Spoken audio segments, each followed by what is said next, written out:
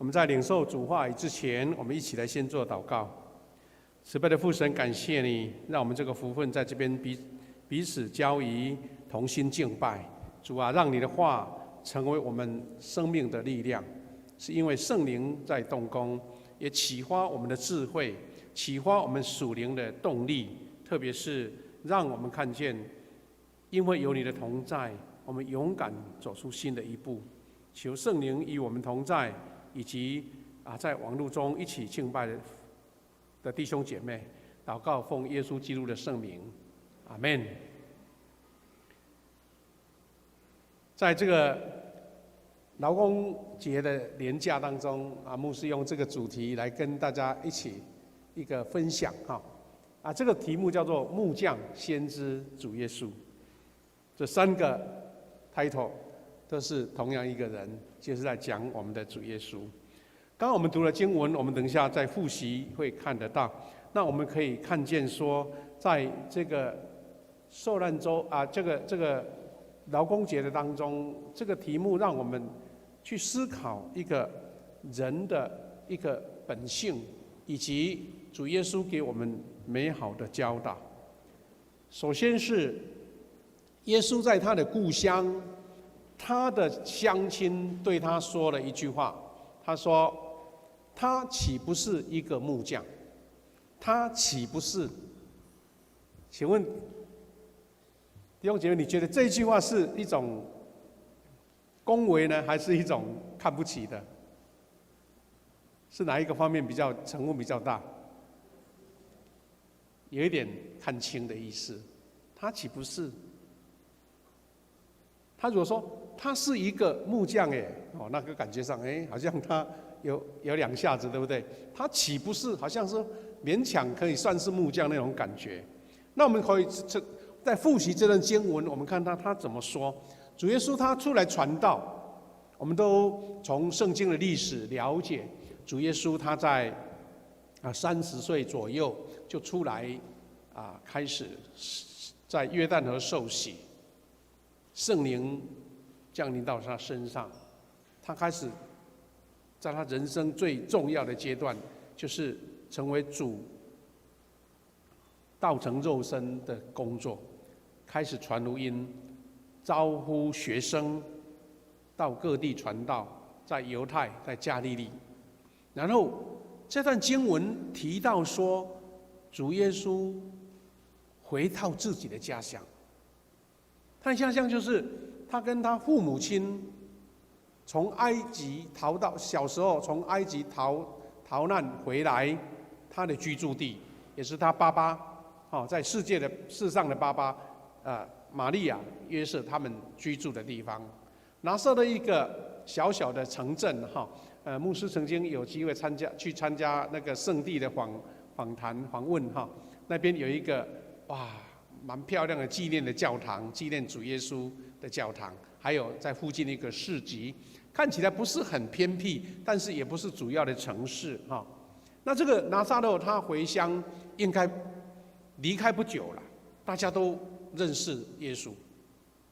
但是这一次他回到故乡以后，所作所为跟以前完全不一样，判若两人，所以难怪他的乡亲感到很诧异，好像觉得脱胎换骨，变成一个人似的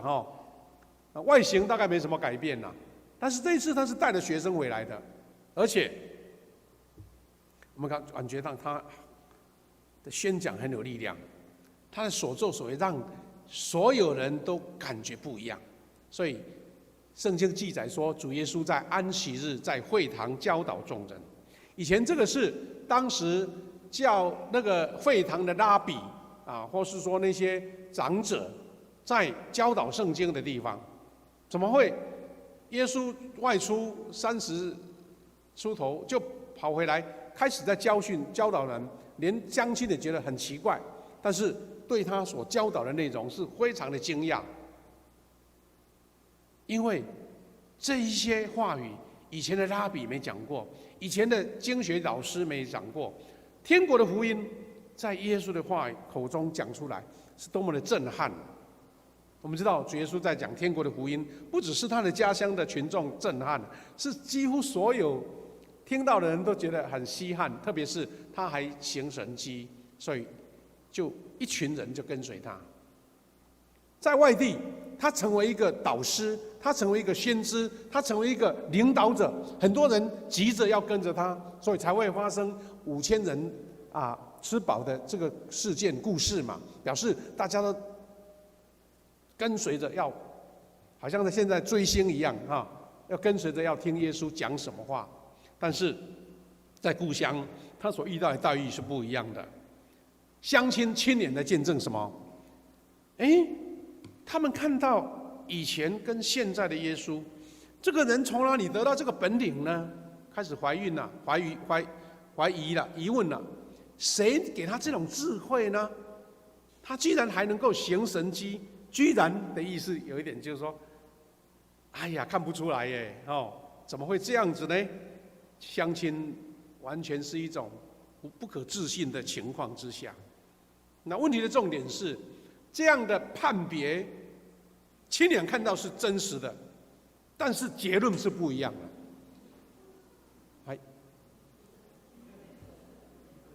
怎样？地震先安静，这个深呼吸一下，求主怜悯我们这个有学过逃生训练的，先想好要从哪里走。讲到耶稣行神迹，那这个要给我们一些暗示好了，乡亲的感觉是怎么样？你觉得呢？他们是往好的方向肯定呢，还是突然间他的心情就不一样了？我们都知道他的结论是负面的，因为经文已经很明显告诉我们这个事情。乡亲在惊讶之余，他们所做的价值判断就是认为这个耶稣只不过就是这一句话，他岂不是一个木匠吗？他不就是玛利亚的儿子雅各、约瑟、犹大、西门的哥哥吗？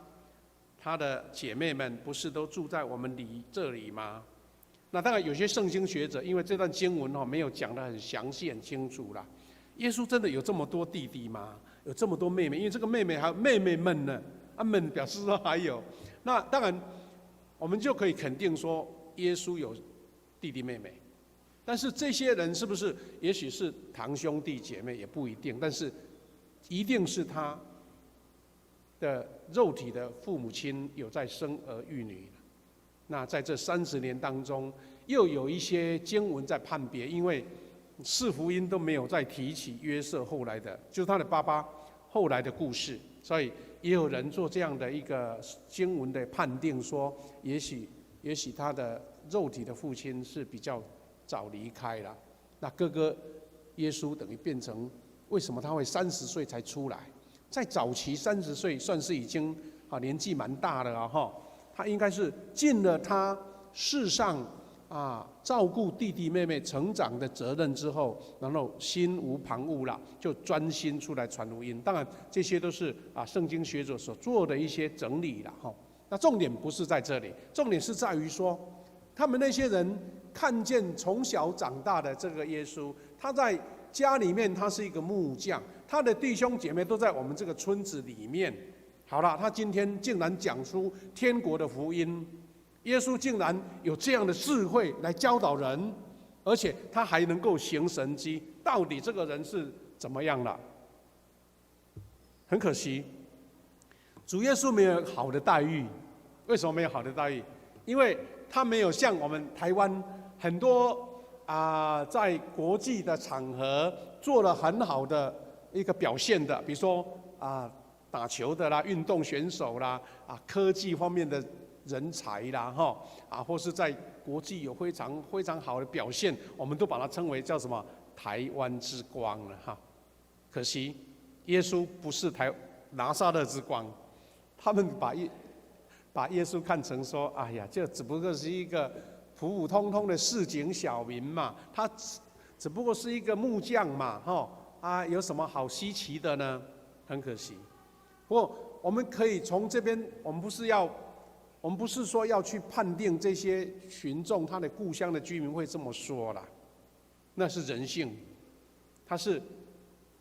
台湾有一句话说“看不得人好”，但是也是可以做印证说，这些拿撒勒的居民他们的眼界不够高，他们没有理解一位上帝之子主耶稣是在他们村庄成长的，没有智慧的眼光看到这一位跟平常人不一样，因为他小时候或是年轻的时候就已经展现过他过人的一种智慧嘛。他不是在会堂里面，在圣殿里面读圣经吗？大家都很惊讶吗？好了，不管如何，这一种偏见或是鄙视的态度，连他的学生拿但业，在当初腓力在邀请他加入耶稣的这一个传福音的行列，或是成为他的学生，拿但业也讲了这一句话，像代表人的一种轻视。他说：“拿撒勒还能出什么好的吗？”感觉上好像这个产地就是不能出好的水果的感觉。那现在那个我们的芒果现在出产了，大家赶快从屏东开始吃再来台南，然后一直往上很多水果都很好吃了什么什么那个奶鸡什么的，还有那个莲雾什么的，大家都觉得拿撒勒这个地方也不是什么大城市，有什么好的人才可以出现呢？那这个大概就是当初耶稣这段经文里面所得到的。不过问题在这里，主耶稣是不是这样子？别人怎么看我，我就这样子。哎呀，根本没有什么志气，对不对？没有什么自信。这也是跟我们弟兄姐妹一个非常重要的概念：你在神的眼睛里面是什么？我们不能被外界批判给你界定，你有没有超出人的一个眼界？耶稣怎么说？耶稣他没有辩解，也没有生气，但他正式宣告：先知在本乡、本族、本家外都受人尊敬、尊重。为什么呢？他意思就是说，你们看我是木匠，但是我的角色是先知，我是传天国福音的使者，是神差派来的独生子。那我们等一下说高下立判了，同样一个称呼，但是是不同的境界。是木匠木匠不错但是木匠不能当先知吗？换句话说，先知来当木匠也不错为什么这两种身份会有差异那么大呢？我们曾经听过有牧师讲一句比较激励人的话，他说：“你不要让人家看作你是一个根本不成才的东西。你如果是黄金，你掉到垃圾桶，你也是黄金；即使被丢到粪坑里面，拿起来还是黄金。那所以不是到底你在什么环境、什么垃圾的地方脏的东西，而是本身是存在那种品质，你本身存在那一种得到神祝福的一个福分。那主耶稣这一句话让我们产生很大的激励。他说：“你们看我是木匠，但是我是先知。虽然在本乡、本地、本家不受尊重，但是我不会受影响。”这是我们在社会，在一种有时候难免会碰到的一个现象。那我跟我们神学生优成在聊天的时候，他的同学那男朋友是原住民泰雅族，他就曾经讲过说，他在国中的时候来到平地读书，然后就会受到很大平地的同学的霸凌。这个社会这种歧视或是一种看不起别人是很普遍的。我们说很普遍，就是人性的软弱，好像别人好好像显示我很差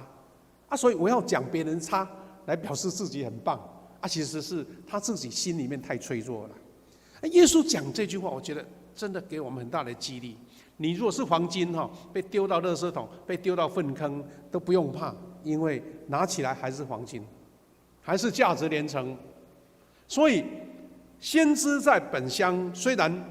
他不是见怪他的乡亲但是他对自己的任务，他对自己的身份是十足的肯定。各位弟兄姐妹，第二个阶段我们要一起想，耶稣是木匠没错啊，他真的是木匠，而且应该是他在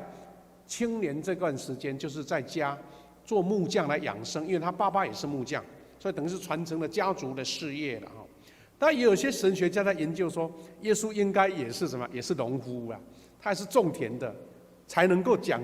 那么道地的预言啊，比如说撒种的，还有芥菜种，哇，他一定是有做过农事，才有办法讲得那么精辟啦。那不管如何，耶稣是劳工，是没有人否定的。那我们今天是劳动节的第3天，对不对？连假我们最近都因为被那个 APP 搞得很麻烦，想到去哪里去玩人太多。其实呢，除了休假之外，今天是个五一劳动节，是很大的一个国际的节日。我们这边要劳工节啦，国际劳动节啦。但是我们知道，这个历史是一段血泪的历史。这个劳动节在纪念世界劳工人权的一个里程碑。我们在享受这一个劳动节休假的过程当中，也稍微了解一下，今天耶稣是一个劳工的角度，看看我们跟劳工的认识有多大，我们是不是能够接纳体谅劳工简单来说，五一劳动节怎么来的呢？这个资料这么写，在1884年的时候，100多年了。那个时候的工人，因为我们都理解，在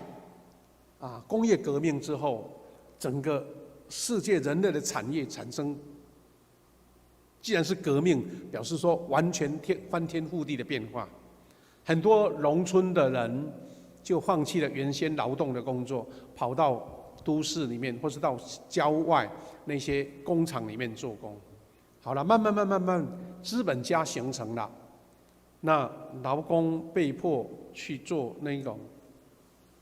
routine 的，或是我们说的这个规律性的工作，但是没有好的休息，所以工人慢慢觉得会受剥削，他的身体在那种环境之下也很难受，就是健康受影响。我们都知道，包括主日学也是这样来的耶。当初一些劳工在英国去到那一个煤矿，或是到一个很肮脏的环境工作，那孩子被丢在那些宿舍附近到处玩耍没有人管教，所以后来才发展出主日学。因为有一群关心儿童的人，把他带到教会里面，教他们圣经，教他们唱诗歌，而且让这些父母亲能够很平安顺利的去那个工厂工作，这些都是历史演变。那当时的美国工人就争取什么样的？就是3-8制。3-8制就是8小时工作，8小时休息，8小时的娱乐。哇，真的福利还不错竟然要8小时的娱乐。它等于就是说，我的工作时数就是8小时一天了但我们现在台湾的制度是已经非常完备了甚至呢，有些资本家、有些老板都觉得，哇，劳工权利太多了这样子但是早期是争取这个是付出血泪的代价。那事件发生在1886年的5月1号，在美国的芝加哥举行了35万人的罢工示威游行，他们要争取这个3-8的制度。但是当时呢，芝加哥的市政府呢，可能受到那些资本家的一些诱惑或是压力要他们警察出来镇压。那没想到工人呢，他们的一种就很直爽嘛，就非常反应就非常激烈嘛所以就开枪镇压，竟然造成4个人死亡。所以隔天呢，5月2号就在当地的一个甘草市集广场，更多的群众在这边聚会。那后来就爆发了这个镇压，血腥的镇压。那这些事情后来慢慢演变，就形成我们所谓今天的5·1劳动节哈。那这些是当时的一个图片的哈，图片的故事啊，有些画家把它画出当时冲突的场景哦，是蛮让人觉得很忧心，或是觉得很感伤的事情。那我们从这些事件，当然，现在劳动节变成全世界性的节日，有的国家其实不是用这一天的哈，用别的日子在纪念。但是后来，因为你知道，1886年那个时代呢，刚好也是共产主义兴盛的时代，所以有一些左派的，或是所谓的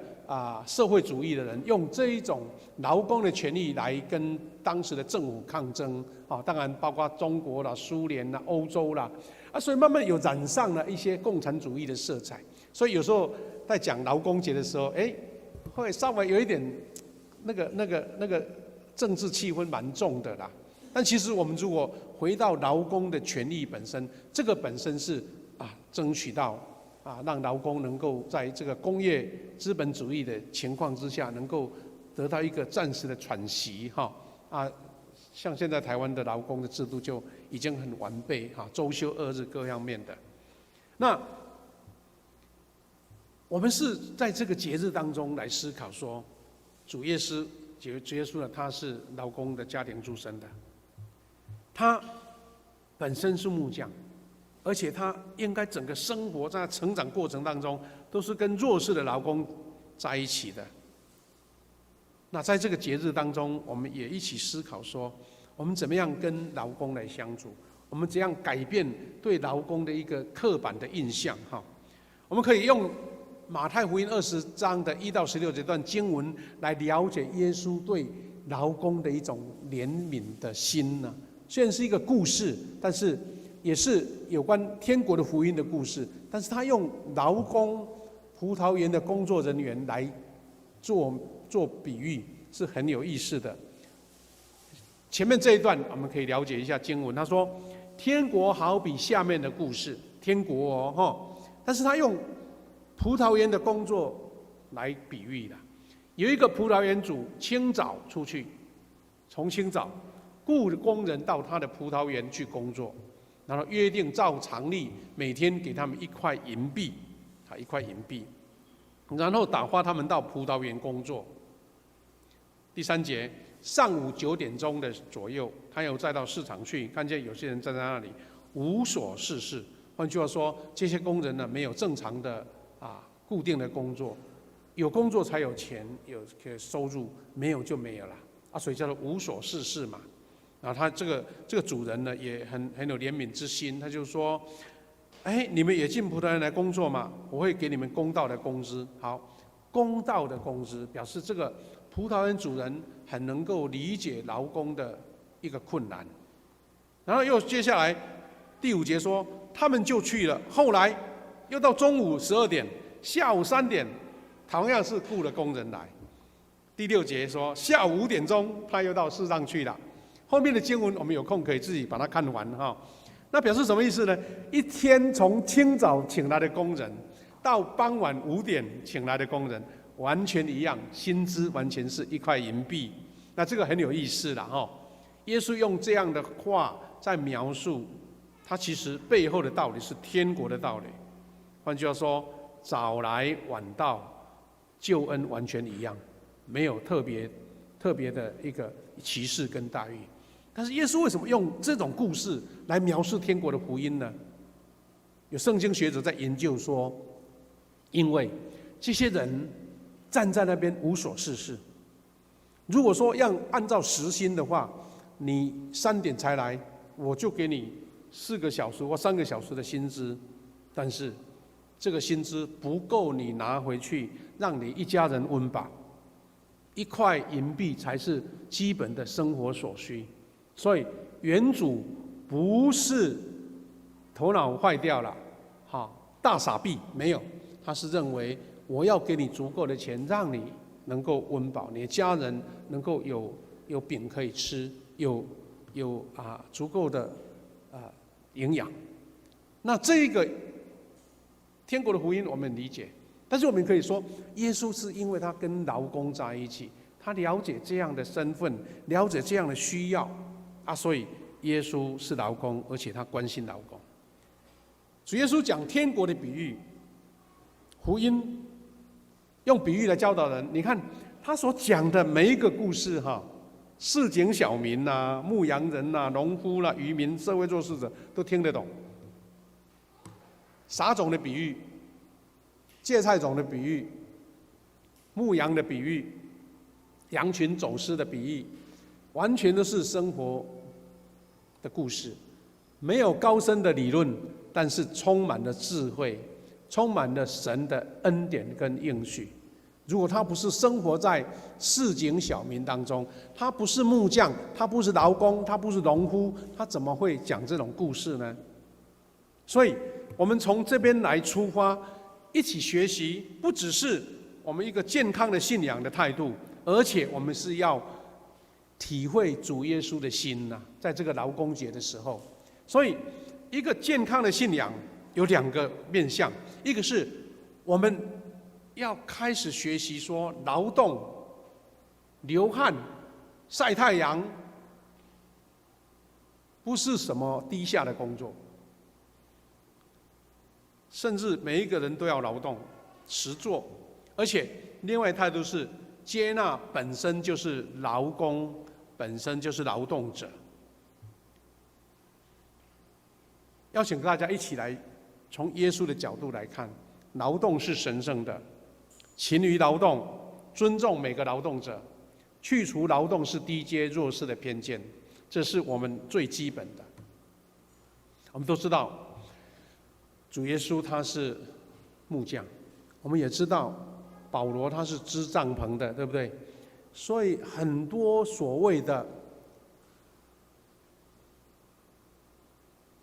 劳工福音传福音的人，都是在我们的社会当中。其实像牧师这种身份是后来教会体制化之后才产生的，我们叫职业的，或是说专职的牧者，或是被案例的牧者。但其实早期每一个人都是我们叫做布衣神学家啦，布衣传道的工人啦。你是本身是什么职业，但是你的任务就是传福音就很像我们现在在幸福小组里面有一个基本的概念，就是说我是不只是代职的传道人，我是传道人代职。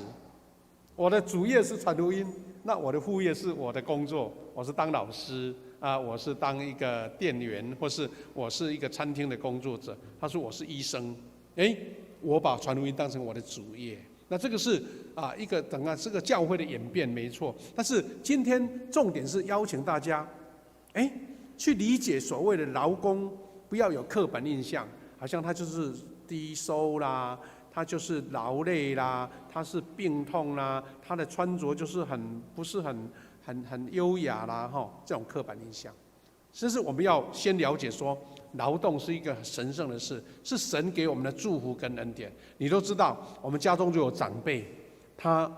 如果身体不舒服去住院，或是去做治疗，医生会告诉他说，你能够下床走路，能够运动，那表示你才有健康。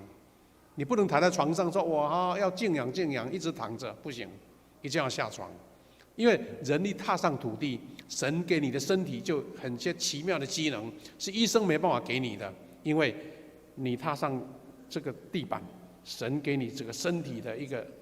反应，好像很奇妙的一种反应，就开始在医治你，在赐给你一个新的一个防疫的能力。那有一个故事是属于佛教的故事，他说唐朝的时候有一个年高达80岁的百丈禅师啦。他在带领一群徒弟在修行他定了一个戒律，就是说一日不做，一日不食。如果不工作，那就饿肚子吧。所以呢，他就带领这些子弟种树、栽花、务农、开垦、生产等等从来都不马虎了这样子好了，因为已经80岁啦，这些学生很尊敬他，因为他做事是当模范的领导者，但是可怜惜他说那么劳累，所以就劝他说：“那师父啊，不要做了，我们子弟来帮你做就好，你不用做了。”他说不行，因为我如果不做，我就不死。这样，那些学生后来觉得，用什么办法让老师傅不要那么劳累呢？就偷偷把他的锄头、把他的本机啊，把他的工具都把它藏起来。没想到这个师傅还是这样很非常的严肃说：“那你们既然把我藏起来，那我就不吃了，因为我不能违反我自己的规定。”当然，这个故事是在讲说这位禅师他的一个基本的态度是：人只要活着就要动，就要劳动，因为劳动才是上帝创造的一个本来的一个功能哈。那另外也要跟各位弟兄姐妹一起分享几个小故事啦哈，就是说我们不要一直用一种刻板的印象看劳工。那有3个小故事很有意思哈。第一个是农夫文学家，叫做陈冠学老师；第二个是一个黑手的提琴家，叫李正义先生；第3个是我们台南人的半桌的艺术家，叫阿永师啦哈。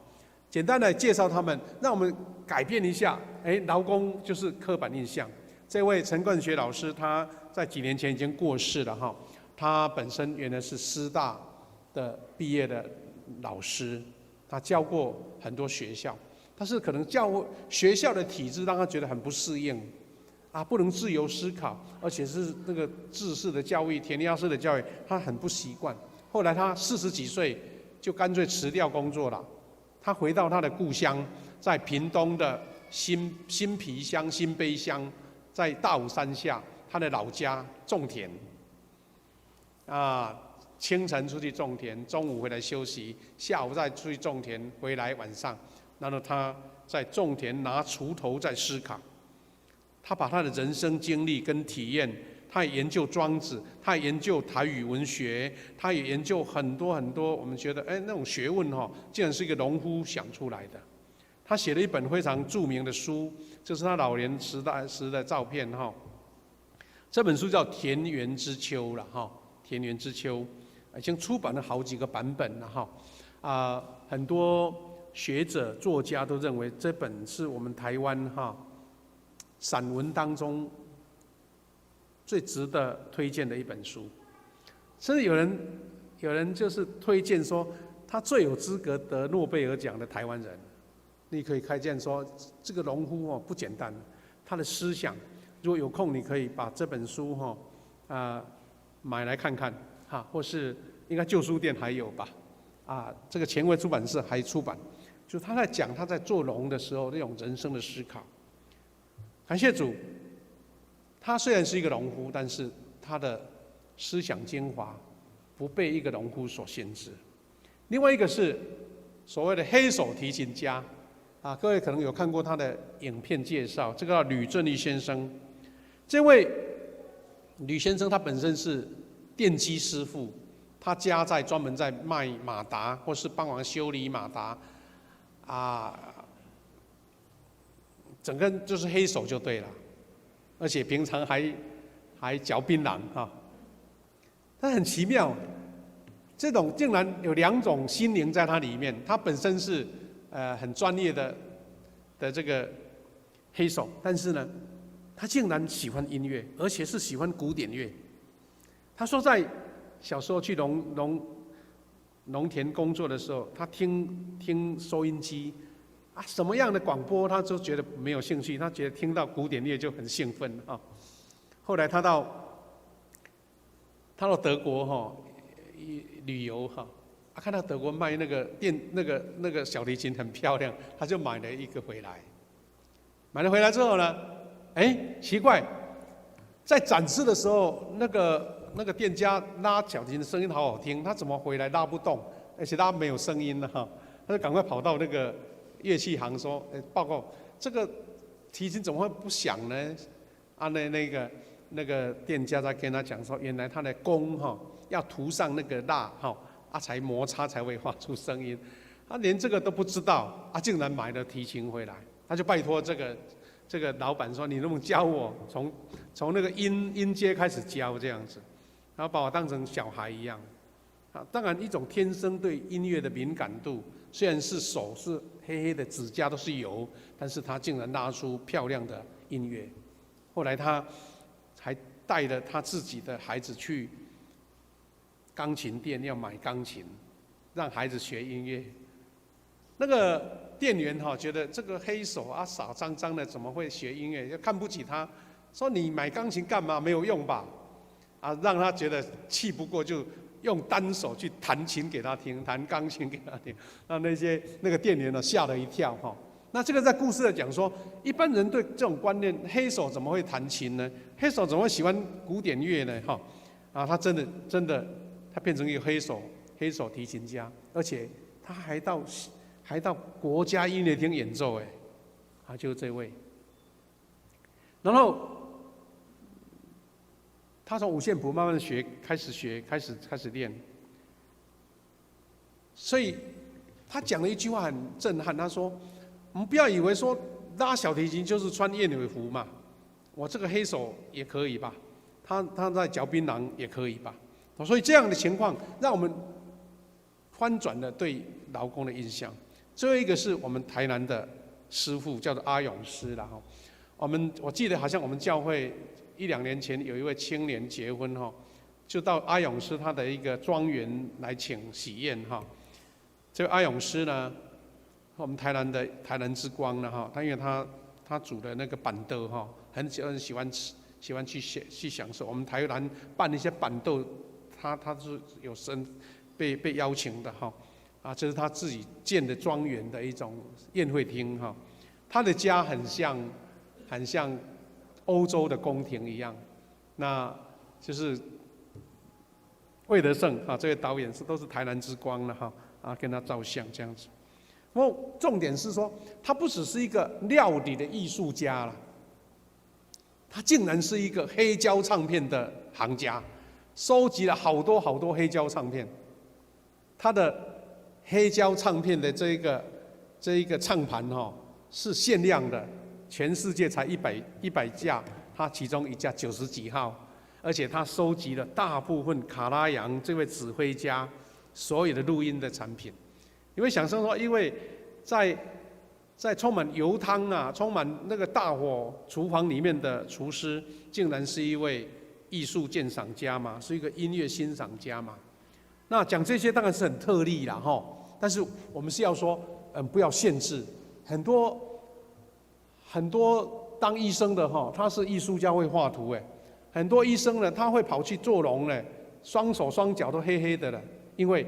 人的不同的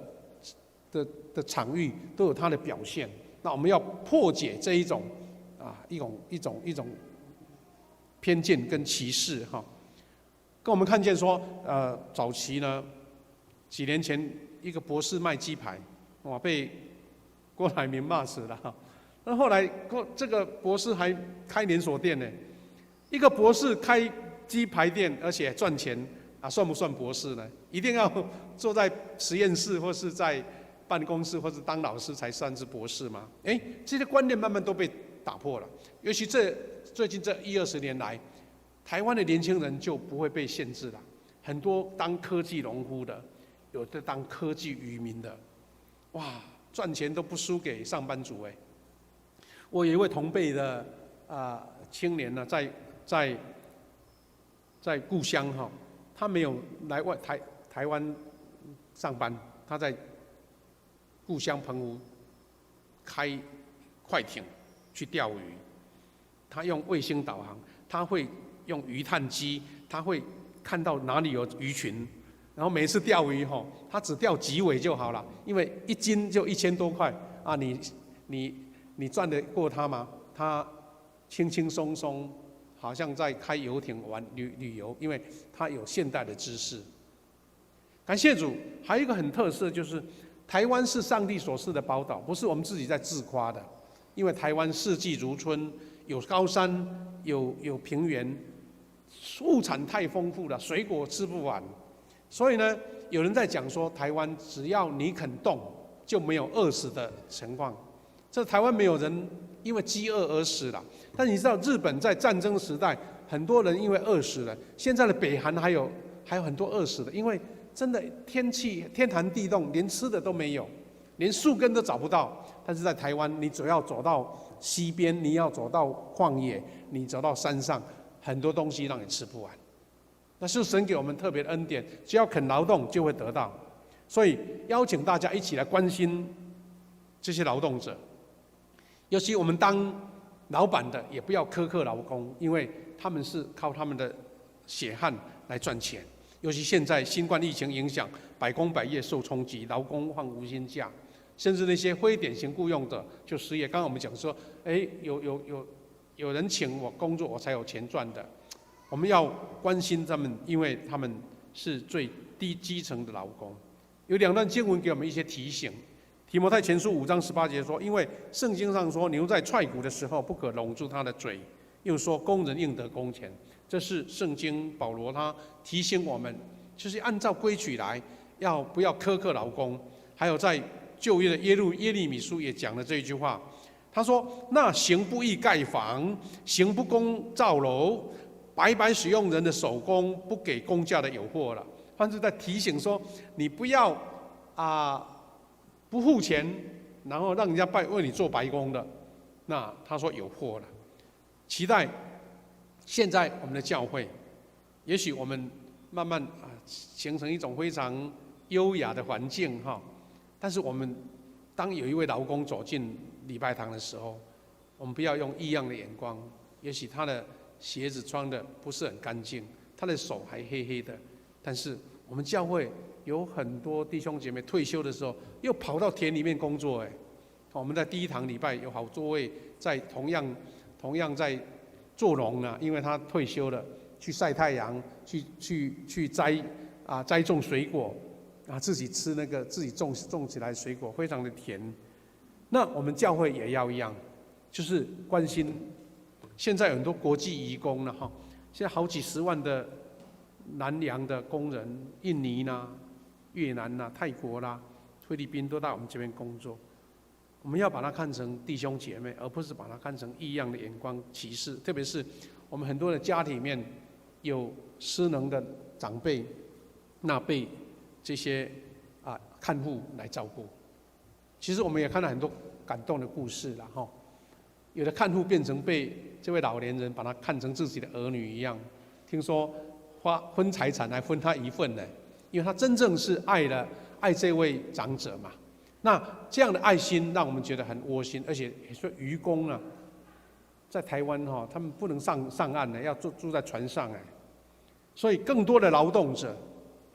虽然我们在都市里面劳动者比较少，但是我们觉得在工厂里面劳工，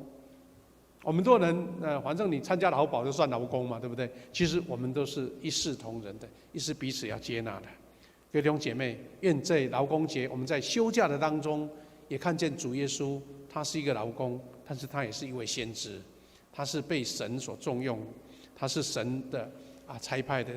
道成肉身的上帝之子。